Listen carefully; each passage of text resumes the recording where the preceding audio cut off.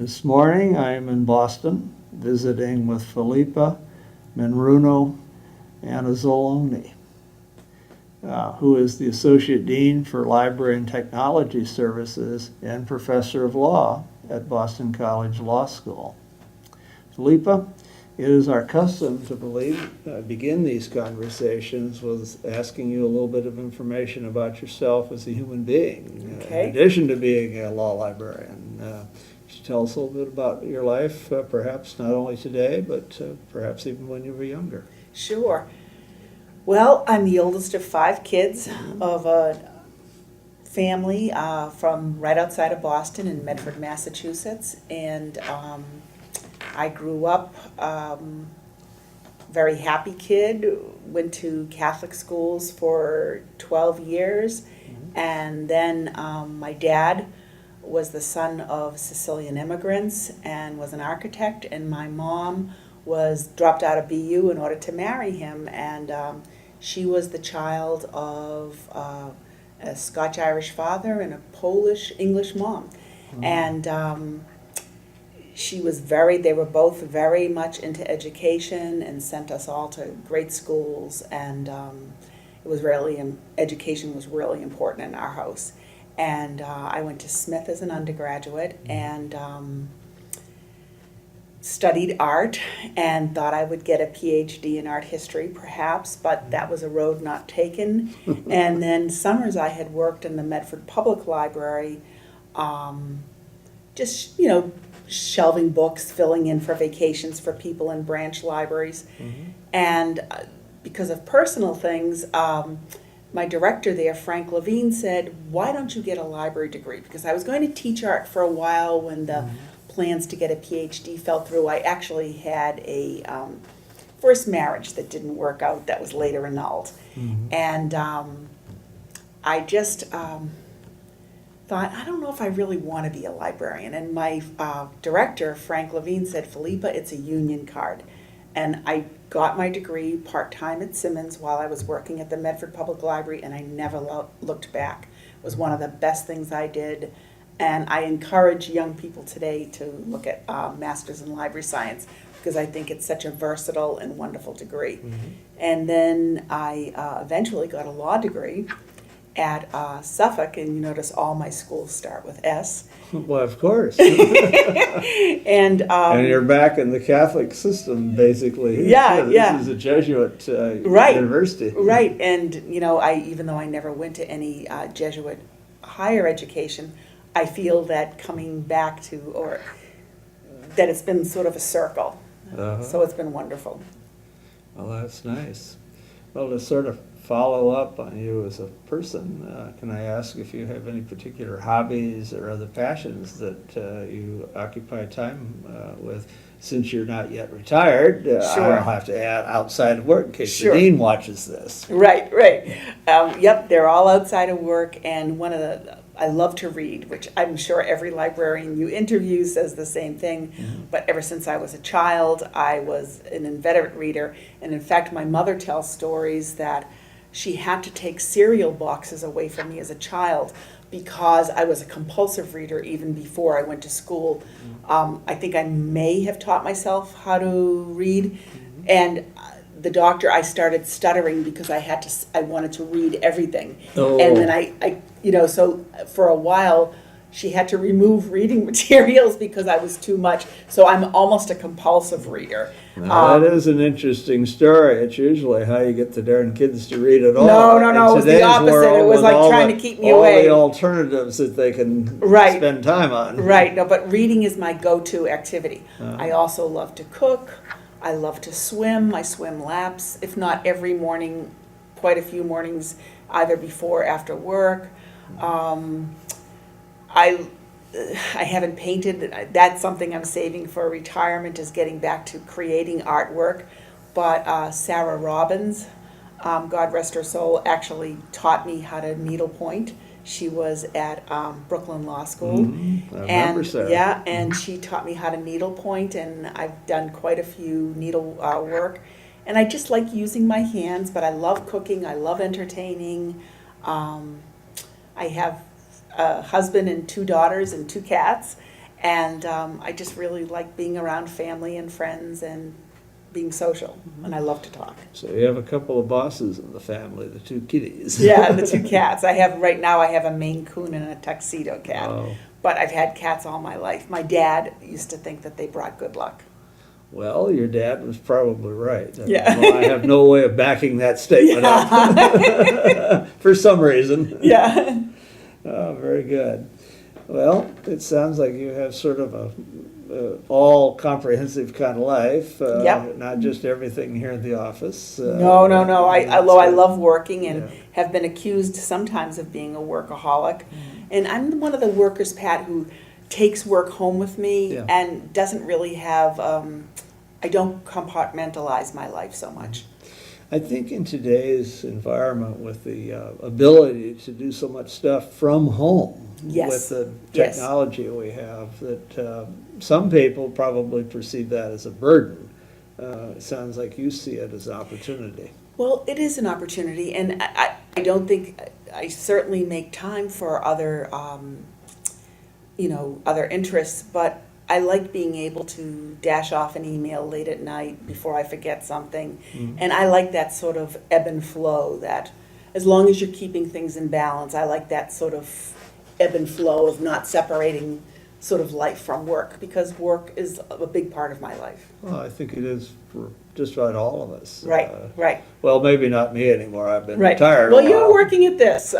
Well, this is fun. Yeah. This is play. Well, that's part of, the whole issue with work is trying to see it as fun or play. I think Yeah. it helps us do our jobs better. That's a good approach, I think. I think it is sounds too. like a good approach, at least. I think it is too. So you got 3 degrees along the way. You've mentioned Mm-hmm. those, but before you went to law school, you had your library degree, and you Right. had the experience in the library, sort of doing whatever one did. But after library school, I noticed you spent about 8 years, among other things, as head of the children's department and as a children's librarian and eventually a branch librarian for the Medford Public Library here in Massachusetts. Then you moved to the Cambridge Public Library as a branch library director. I had actually 2 branches Two? in the heavily Portuguese section of the city, Ah. East Cambridge. Yeah. Uh-huh. Could you tell us a little bit about those experiences before I Sure. ask you how it was, as some of our general librarians might think, you moved over to the dark side? Right, of right, the to law. profession, law. Right, it's true. I actually really enjoyed public librarianship because of all the characters and people that would come in. And I think that I really enjoyed a lot of being a children's librarian because I could incorporate a lot of art activities or sort of play activities. I remember I started a pajama story hour where moms and dads would bring their children to the law, I was going to say the law library, but to the Medford Public Library. And we served milk and cookies and read stories. And I just really enjoyed that. I started, and I wasn't even married at this point. I was single, but started a play group when they weren't even around, because with more and more working parents to parent couples, we noticed in the children's room that kids weren't getting together as much as they used to, as when I was young, because moms weren't home, and so they needed some help with scheduling play dates for their kids. So we started that, and some people then started doing that in their homes too. So I really enjoyed public libraries because you kind of looked at a community and said, well, what do these people need beside information resources? And at least in the 2 public systems, Medford and Cambridge, that I worked in, we were able to provide other things, other services for them. I also loved it because for a long time I reviewed children's films at the Boston Public Library for the network. And I just felt that, again, I feel it the same here in law libraries. Librarianship for me was an ability to sort of dabble in a lot of different areas and sort of satisfy the creative urges, the intellectual, and even now, in a story I'll tell you later, even some of the spiritual things, Mhm. parts of life. So that's why I've always loved librarianship. Well, you, at some point, decided to go to law school. Yes. I'm assuming you may have been giving thought to becoming a law librarian, or maybe not yet at that point. Can I ask you a little bit about the process by Sure. which you decided to eventually come into law librarianship? Sure. And specifically, was there anybody who played a role in that, sort of in advising you? Yep, and my first advisor, as I said, to get a library degree was Frank Levine. The second big advisor was a man named Sewell Bronstein, who was a partner at, it's a very long name for a very small firm. It was a patent firm in Boston called Dyke, Bronstein, Roberts, Cushman and Fund. And it was a boutique patent firm, patent and copyright, intellectual property. And I was hired as a research librarian. So it wasn't so much that we did have a small library in the firm, but I did more running around and doing research. I would be over at MIT a lot doing scientific research or doing any kind of research they needed for some of the patents or copyright cases or clients that they were dealing with. And Mr. Bronstein started taking me a couple of times on depositions because the job was actually research librarian / they never called it a paralegal, but I did things that paralegals or actually young associates do in other places. And all of the guys in this office, and they were all men, the copyright librarian was a woman, but the others were all men. Many of them wore MIT beaver rings, and they all had gone to law school nights. And they told me that many of their classmates in night school had been librarians, and said, you know, to be a real law librarian, you have to get a law degree. And I said, oh, you're kidding me. You know, thinking I had a master's and thought that was a terminal degree. You thought for me. you were a real librarian. I thought I was a real Why rock librarian. that boat? Why rock that boat is right.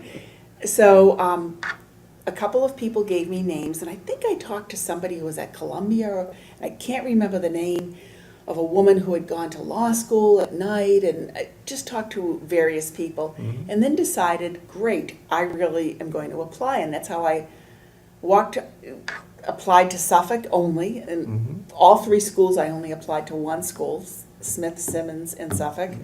And Saves on application saves fee on money. applications. I mean, I just wanted the degree, and I just went. But in this job, I was traveling a lot. I would sometimes go to Crystal City. In those days, you had to research patents, go to Crystal City. So I'm talking about quite a long time ago. And then a friend of mine told me about a job opening at Bingham-Dana. I went to Bingham, interviewed, got the job, and there was a problem solved. I was in one place, you know, and I could run up the hill to Suffolk to classes at night. So everything just sort of worked out without a lot of effort on my part. So you started at Dyke Bronstein as a librarian, but Yes. not at that point with law school on the agenda Not or it radar. was only talking to the lawyers in the office who had all been, as I said, engineers, Yeah. most of them. And one may have been an architect who then went to law school at night, and they convinced me that if I wanted to stay in law librarianship, that would be a smart thing to do. Okay. So you were there about a year before you moved Yeah, to yeah. the Bingham firm. Yeah, and it was there during that time that you really were a law student. Is I that- was a law student, and Bingham was really great before flex time was even a word. When I was a fourth-year student, because Suffolk was 4 years at night, I did the volunteer defenders program. So I had to go to arraignments on Tuesday. So Bingham would let me take Tuesday off and work Saturday because they had people working on Saturdays. This was my last year. And they were very, very good about helping me switch out times if I needed to do something for law school. And at the time, I was offered a job at Suffolk by Mr. Bander, but didn't go, not because I didn't want to, but I was in a reclass project of classifying the collection at Bingham.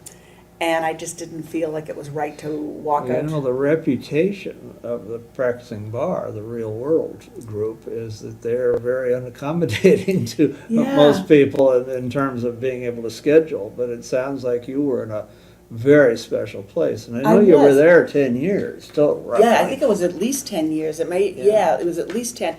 I was in a very special place and loved the attorneys there. I found that they admired hard work, and what I don't have, in some ways, I make up for by working hard.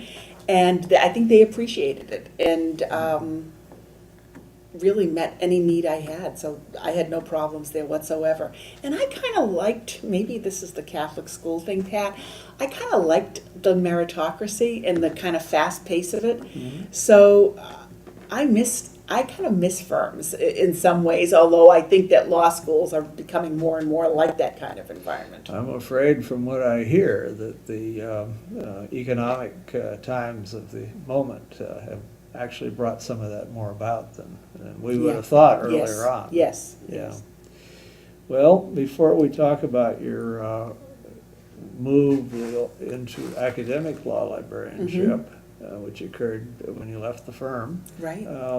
could I ask if you have any particular mentors that you, or people you consider mentors? Yeah, well, all of the attorneys at Bingham Dana were very, very good. And when I was deciding, about even career and whether, once I passed the bar, I thought about practice for about 5 minutes and got a couple of offers. And some of the women came to me and said, "Do you like librarianship?" And I said, "Yes. In fact, I went to law school to be a law librarian." They said, "Then stay with it." So I consider all those people who shall go unnamed mentors of sorts. And then somebody who always mentored me, I never worked with him, but spent a lot of time with him at meetings, was Mr. Edgar Belfontaine. Oh, from the Social Law Library. And Yes. he was just a wonderful person as far as giving me courage to say, like, yeah, go for that job, or you can do that, or you can be president of LLNE and everything, because I always thought, what do I have to say that's unique or different, and I felt that he was a real booster. Yeah. He was a real prince of a colleague for Real many, prince of a many colleague. people, from what I've heard. Yep. I had occasion to meet him when I was here in New England for 2 years down at Yale, and I'd run into him at the local chapter meetings, and then of course, once I knew him, I'd see him at AELL's annual meeting as well. Yeah, he was a real booster. And one of the things I loved was if he summoned you to have a visit in his office, if you went in the afternoon, he'd always serve sherry and almonds. And I thought that was a classy thing. Well, he enjoyed entertaining. The New England chapter met every once a year here in Boston, and when I was again at one of those meetings, it was at the Social Law Library, and he had the place closed to regular clients, shall we say. But the reading room, when the day was very traditional looking, and it was set up for our meal, and the circulation desk was a full bar. Yeah. And that was Ed and his assistant Maria Secludo. Oh my gosh, yes, was also part of that. Oh, yeah. And there were always beautiful flowers. Yeah, Beautiful flowers in the Social Law Library. very much. Well, along the way, you have your credentials. You've been working in the firm as a librarian for maybe about 4 years after law school, if my math is at all accurate. But you decided to move, or for whatever reason, you decided to move into academic law librarianship, and you came in as the Director of Information and Access Services at Northeastern University School of Law.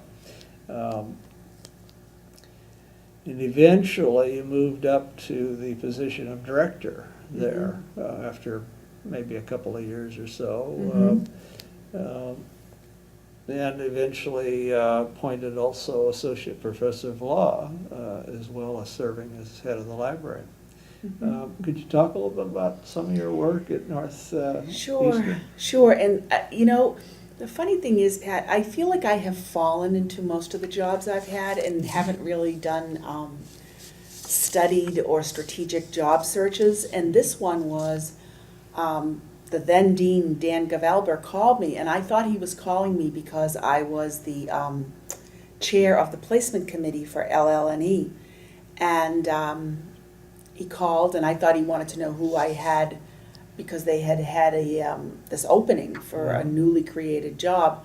I think their librarian was going to retire soon, and this was seen as maybe bringing somebody in who would maybe get to be the director, but there were no guarantees, In of other course. words, take a very good look at each other before Right, the commitment right, is made. Right. So he called me, and I thought he wanted to know who was in my folder, and I said, I have no academic experience. And he said, well, we're a co-op school, and actually, your name came up with other people, and you're attractive to us because of the fact that you're in a law firm, because many of our students, go out and have working experiences as part of their education. So I went for an interview, and I thought, if I'm ever going to move into academia, this is the time to do it. The only problem was I had my first child, and I went into labor during my wills and trust exam while I was in night school. Oh, with poor Patricia. timing, poor Poor timing. timing, Yeah. but everything I passed by the skin of my teeth, I think. And then I had just had my second daughter, Lucia, and I wasn't sure if this was a good time. We were putting an addition on our house, a number of reasons why it would made more sense for me to stay at the firm. But the reason I liked this job was that it was a management job. Uh-huh. And I thought other people that I had known of who had gone, crossed from firm to academia, started off as reference librarians, and I kind of wanted to stay in management. So I took a $10,000 cut in pay because they paid me. That'd be a tough. Yeah, it was tough, but they paid me very well for the time at Bingham, like a junior associate. And I went to Northeastern, and I loved it. And I had always wanted to get into academia, but was putting it off for another time when my kids were older or whatever. And the reason I really liked the idea of academia is I wanted to be with lawyers in their formation years to help them be educated to be lawyers. Yeah. And so that was one of the reasons I was interested in going to into academia, and I've loved it. It's now 25 years that I've been in higher ed. That was 25 years ago. My goodness. So that baby is now almost 26. Yeah, scary, isn't it? It is scary. It is. My two babies are middle-aged. Oh my gosh. Makes me feel old when I'm around them. Yeah. But then I have a brother-in-law who's in his 90s, he's 93, Bob. When I'm around him, I feel like a youngster. Kid again. Yeah. It's all relative. Exactly. Well, you were at Northeastern until about 2002 then. Right. I so came here in August 2002. I mean, you sort of are not a job hopper in your No, career. I haven't. Certainly been. haven't been since. I mean, you've been here since. Since August 2002. Yeah. Yeah, and I'm very tied to the Boston area. Always have been for family reasons. And well, certainly it's not because of the light traffic during or rush the hour. weather. I was in this morning. Right. But I love the ocean, I love the country, I love the city, so Boston is a perfect location for all of us beside the family, and my husband is from Italy, so it's a lot closer to get on a plane here to go to Europe than it is from the West Coast, which I love. That's right, there's a few more hours, even though they go Right. up north and take the fuller route, it's Right. still a bit longer. Right. So I came here after Northeastern, and again, I fell into this job. I didn't look for it. My predecessor, who had been here for a long time and who was very well respected, Sharon Hamby O'Connor, was retiring from librarianship, and the then Dean John Garvey, called me and said, we had heard about you, would you be interested in applying? I had just gotten tenure at Northeastern, and I wasn't sure if I wanted to leave Northeastern because I loved it so much. But then I felt badly because they had moved the date hear the application date. So talk about Catholic guilt. I felt obliged to come and. Garvey was your dean. I have Yes. met him, and I knew he was a very good dean. He was an excellent dean. Yeah. And he convinced me to come for an interview. I figured I'd just come for the interview and, just to be polite. But I really liked what I saw here, and I thought if I'm ever going to make a move, this will be the time. And that's how I came to BC. They did a national search. I'm shocked that I was picked, but I was picked, and I have loved it here ever since. Well, hopefully, and from all appearances, it was an excellent choice. Yeah, it was an excellent choice. And I feel here at BC, this is where I've been able to even exercise some of the spiritual part of myself as well. And I was lucky enough to go through the Manager's Development Program, MDP, here at BC. And I did something called Intersections, which is an introduction to Jesuit Ignatian spirituality. And then last year, for 2 years, I think it's an 18-month program, I went through a program that the president appoints a few people to every year from across the university, called the Ignatian Colleagues Program, and it's done in conjunction with Jesuit schools all over the United States. And you meet people from all over the United States and other Jesuit schools, and you have an intense study of Jesuit spirituality. I've been on a couple of immersion trips to Nicaragua and El Salvador, and I've been on a silent retreat. So it's really helped nurture that sort of contemplative side, that even though I am definitely an extrovert, I have a real contemplative side. And now we've, as part of my capstone project for that program, we changed one of the study rooms. It was this little student lounge room into a contemplation room for meditation here at the Law Library, and students love it. We just instituted it this semester. And we're doing weekly meditation groups. On Wednesdays, we sit and meditate for about 20 minutes together. We sit for a half hour and talk or go over a piece of literature and then meditate. So it's really been wonderful. And at BC, you can really, I'm sure at other schools you can do this too, but BC encourages this kind of activity, and we're very much into the holistic education of law students, so it's been a perfect fit. Oh, it sounds like it. Now, I know that you have done some teaching. In Yes. fact, specifically, you've returned to your academic roots in art history, and you've taught art law Yes. courses. Can you tell us a bit about that, and maybe if there's any other courses that you have been Sure. dabbling in over the years Sure. teaching? Over the years, from both Northeastern and here, I taught advanced legal research, and actually started the class at Northeastern, and then it had already been going on here, but we've now expanded the program, and all of the lawyer librarians on staff teach it. And in fact, we have a large repertoire here at BC of upper-level research classes, both advanced legal research and subject-specific legal research classes. So since we have 7 other lawyer librarians on staff, I've come out of the teaching of advanced legal research and started to teach a few years ago an art law seminar. And that I was encouraged in that class by Terry Martin at Harvard, who taught it. Yeah. And he very generously shared his syllabus with me, as well as Carol Rowenbeck and Kathy at NYU also shared her syllabus with me.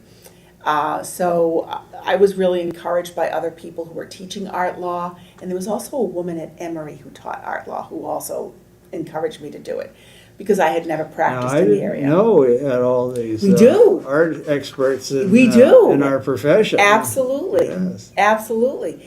And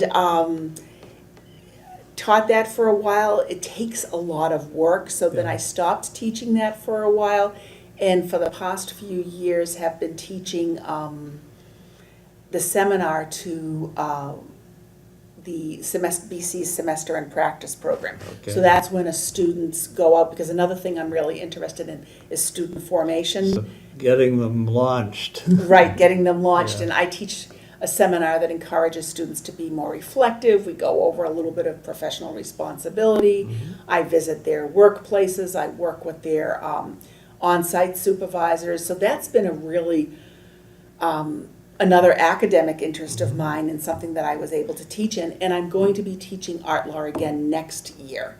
And I just was recently appointed to the board of the Lawyers Committee for the Cultural Heritage Protection.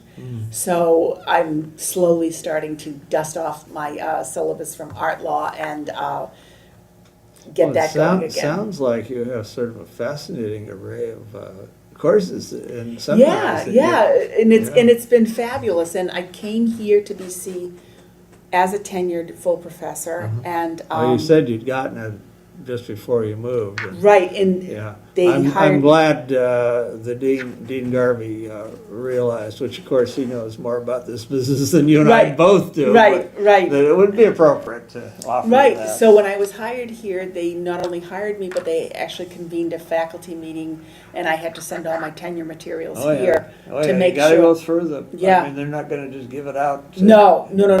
anybody. So they went through my materials and voted to bring me in as a tenured full professor, so. Good. I was, again, Pat, I've been lucky. Yeah. Well, the dean also was savvy enough that he knew his colleagues on the faculty would accept you only if they participated in this kind of a decision. And, Right. so I think you and he did the right thing the way it all Thank you, happened. Yeah. thank you. Well, sounds like you've had a fun time in your so-called day jobs from Yep. time to time, but can we move now around to some of your publications? You Sure, have sure. a fairly extensive array of articles and reviews and other things, including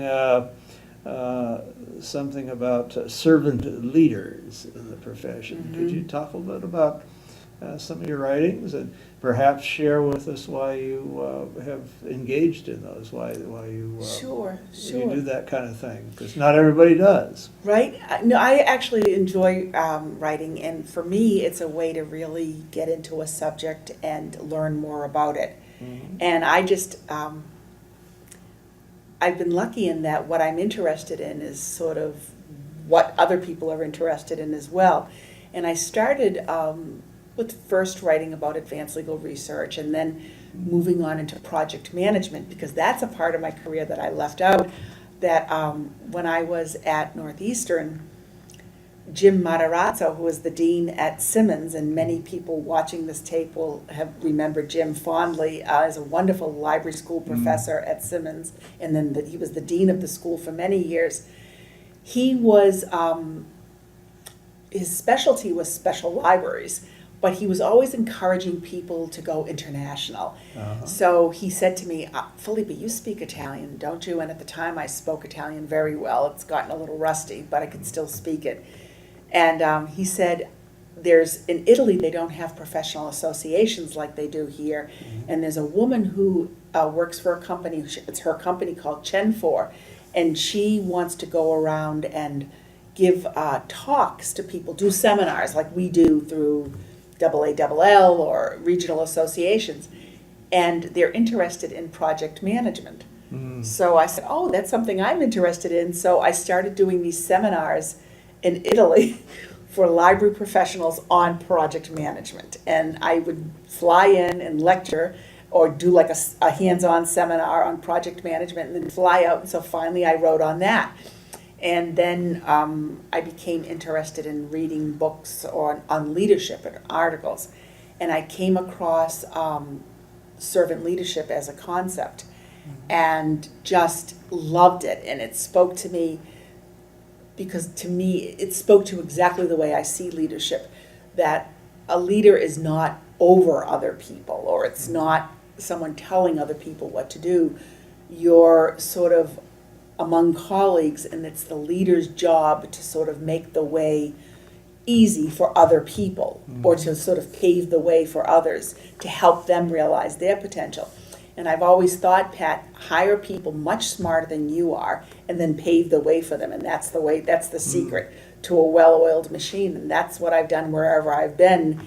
And the people who have worked for me in sort of abilities and experiences far surpassed mine. And I think that my contribution is helping them realize their goals. Yeah. And that's really what a servant leader does. I like to call it empowering them. Empowering, that's Yeah. the perfect word. Yeah. As Absolutely. opposed to telling them minutely how to function. Oh, no, and believe me, I like people too who will say, no, Filippa, that's a stupid idea, or that's, Well, speaking truth Speaking to power, truth, yeah. it helps power to Absolutely. yeah, rather Absolutely. than step in worse trouble. Absolutely, and I need that. And as I said, I I'm... think all leaders do from Yeah. time to time. Well, Unfortunately, some of them don't tolerate it. right, and I'm an eternal optimist and extrovert, and sometimes I think, oh yeah, we can do that. And then I need to have people around me say, well, let's hold back a little and let's look at this more strategically or rationally, because and it's served very, very well. So you've done a lot of it, so you've enjoyed doing it, I assume. And, Yes, yep. And yeah. then on my sabbatical over a year ago is when I wrote, I had always meditated. Off and on. Sometimes I've been really, really good about it. Other times, with the busyness, I've let it go. But I always feel better when I meditate on a daily basis. And I started meditating, actually. A partner at Bingham gave me a book called The 1 Minute Meditator. Ah. And his name was Justin Moriali. He was a big business partner, business transactions. And he believed that meditation, this is way back in the 80s, 1980s, was the answer to a very busy life. I mean, That must be a tremendously useful way to sort of let off the tension. And, it is, yeah. it is. And it's a way also, I think, to keep yourself real, because if you meditate, I feel that you let go of your ego. And I'm a firm believer in most emotional difficulties or issues that we have are mostly due to the ego getting in the way. And I think through meditation and contemplation and sort of, for me, it's feeling at one with God. Other people may feel just at one with a higher power or their source, Sure. whatever.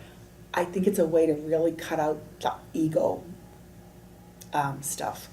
And for me, it's very, very useful. Well, speaking of ways to cut out ego stuff, you've also been of service to the associations in our profession, including a number of leadership positions. And I say cutting out ego stuff because you get feedback often fairly readily when you're in some of those roles. But you've been president of the New England chapter of AELL. Right. You've been president of the academic SIS of AELL. Right. And I have a longer list, but rather than my talking about them, why don't I ask you to talk a little bit about some of that work? Right. I was active in the Boston Law Library Association. I was president of that. I was the Council of Chapter Presidents chair, and was a liaison to the board of AALL for that.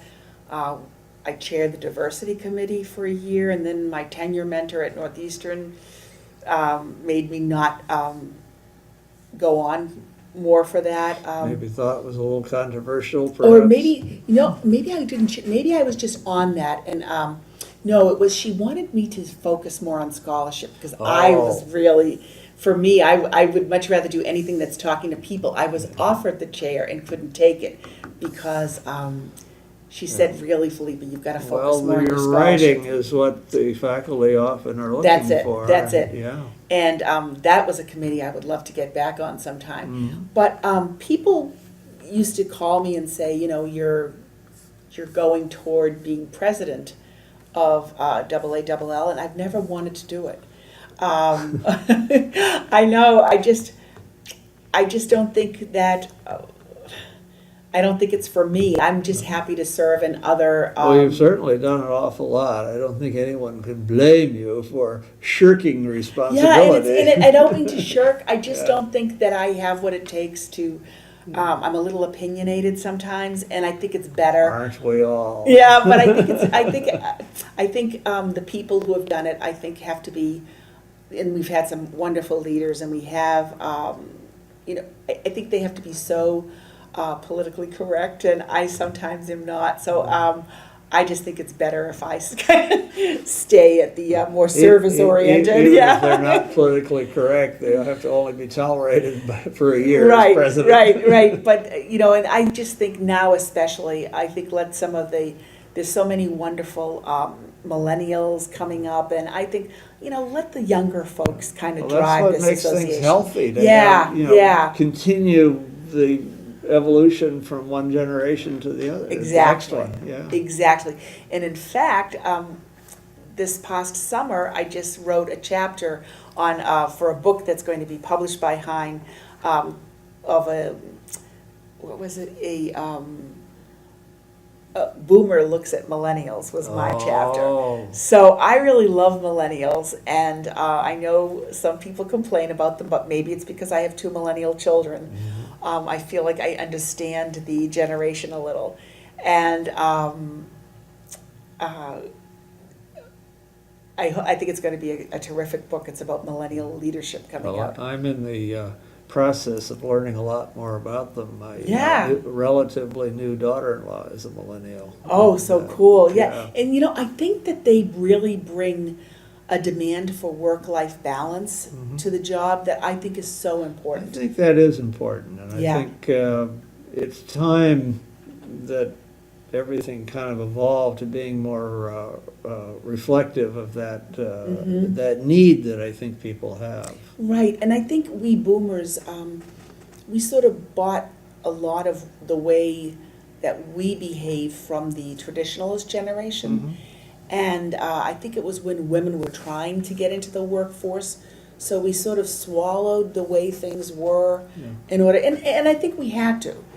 But as I get older, I'm really, really rooting for the millennial way of Well, they'll make about the same sorts of differences. There'll be different differences, but that the boomers did in their time. Right. I'm sure. In this book that I'm talking about was done by a woman who's at Stetson now, Ashley Krenelka Chase, and I was her AA mentor for a while, and she's the editor, and I think it's a smart book. Yeah. Well, the world would come around to the fact that one day the millennials will be the older generation, Right, and the right. young Turks below them will have new ways and new agendas. and Right, stuff. But that's right. the way it should be. It Yeah, is. absolutely. Yeah. Well, it sounds like you've had an interesting time. You're still active, though, in the field. Often the people with whom I speak have done what I've done. They've retired. Sometimes before we got quite as far into what Frank Hodak refers to as these difficult times financially following the recession of about 8 or 10 years 2008, ago. yeah. And all the changes affecting the legal profession and the law schools, and those of us in the law school environment, as I once was. You want to hazard a guess as to what's going on and where we may be headed as a profession at this point? Yeah, well, information today is just, Pat, is so ubiquitous. It comes from everywhere. Even before we sat down, we were talking about that, an app to get a car. Yeah. Everything is just, there's so much information, and some of it is bad. Some of it is not good information. Yeah. And I think as long as information is something that people have to make judgments about, there will always be room for librarians to curate information, to guide people, to teach them about how to make critical judgments about which information to select or not use.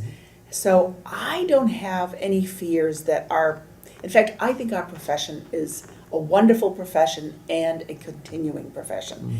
And I hope I'm right, because I think it's going to really flourish in the years ahead. I think it will change, but I think it will really flourish. And I think because of its versatility, there are so many things, like Frank Levine was right, there are so many things you can do with a library degree that I think we're going to see different kinds of librarians.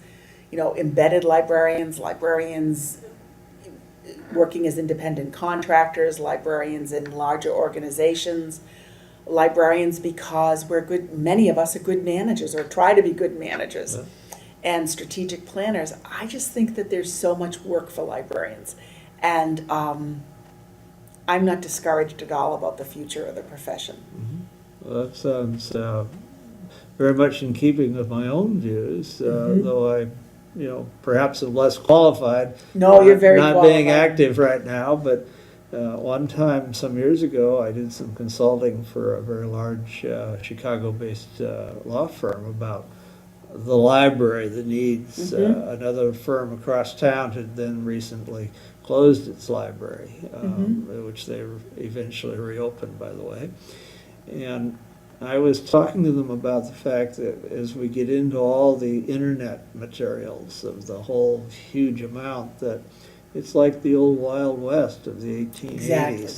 And you needed the sheriffs to come along and straighten out and give order to all of this chaos that could otherwise be there. And the law librarians were basically the sheriffs that would be their responsibility to do exactly as you just described. Go beyond, in today's world, what you can find on Lexis and Westlaw and sources like that, or even with Google or such a search process. Go beyond that and evaluate and find you the stuff that otherwise the vast array of what's out there would be lost to you because you wouldn't be able to find it. Right, Google's just scratching the surface, and I use it all the time. But, one other thing that I really would love to just say about the career is that it is what you make it. And one of the other things that interests me is, I think I may have a slight ADD because I'm interested by a lot of different things, but one of the things that really interests me is the whole accreditation process. And I've been active with both ABA, and I'm going to be actually doing a NEASC, which is the New England Association of Schools and College Accreditation, next week. And I've only done one other one for them. But I think sometimes if you can be of service, or reading tenure files, or doing other things, and writing letters about colleague scholarship, I think anything that will that gets you and your organization out there, but also brings knowledge back to your organization. And it doesn't have to be just knowledge about the law library, but about running a law school or running a university. I think it makes you valuable and a valuable team player for and that reflects well in the library. We're doing a new website here at BC Law, and one of our staff members is just brilliant, Nick Slodowski, on doing anything with the web, and he is our institutional repository librarian. He's actually chairing the committee and leading the charge with the communications director here at the law school for our whole website redesign. And I think any time that we can encourage people, colleagues, to sort of, I'm not saying abandon the library, but sort of get outside of the library, I think it's important, because that brings a lot of respect for librarians and for what we can do. Yeah, I fully agree with that assessment. When I was active, I did encourage my own subordinates to become much more involved in the broader, not just the law school, but sometimes the university community. I had one colleague who was on the benefits team for the entire university at one point. I had been on it at one point as well, and it was nice to get involved in the broader perspective. And today, web development would certainly qualify as one of the areas that would be very useful and very helpful. Right, and we have on our staff, we have wonderful lawyer librarians who are involved with all kinds of things with MCLE. One of Marianne Neary is a trustee for MCLE. There are other people who, another person, Laurel Davis, is a curator of rare books here. Another person that you met this morning, Michael Mitsukawa, runs the law school's IT department, which we call ATR, Administration and Technology Resources. But the law library offers a lot to the community, and people have diverse interests. And as I said, hire smarter and pave the way for the people. So. The role of a successful Yeah, really. administrator or Really. leader is to do exactly that. I think. Really. Well, perhaps, Filippa, we're nearing the end of today's Sure. conversation, but before we do, it's my custom to ask if there's anything that we've not talked about that you would like to bring up at this time. No, I mean, I just think that especially, well, it's for young men and young women, but just have confidence and just think, if you don't do it, you know, if you think you can't do something, just try, because we're all human, we all try. Better to try and make a mistake than to not try at all. So that's sort of one of my mottos, and just, there's no shame in making a mistake, and don't feel badly about it. I think I love to see people, as I say to people, because I'm a swimmer, you don't learn to swim standing on the side of the pool. You have to get into the water. And I encourage people to get into the water. And I really want to thank you, Pat, for even asking me to have this interview. I think it's a wonderful project, and I'm just really appreciative, and I can't wait to see some other people's interviews. Well, you don't need to thank me. I'm having so darn much fun doing these that it's a real labor of love at this point, and has been actually from the very beginning. Yeah. And sort of on that basis, I should probably thank you, Filippa, for participating today Thank and you. going to all the trouble of having me here to do this. No, it's We're no in trouble a at all. conference room here in your library, and even arranged for parking on campus, which in this town is quite something to get. It's very useful to have, I can assure you. The least we can do. But I have to say, it was really fun thinking about some of the people who were important and have been, and really helped me, because nobody gets to where they are by yourself. You have to have encouragers and cheerleaders along the way. So thank you. Well, thank you.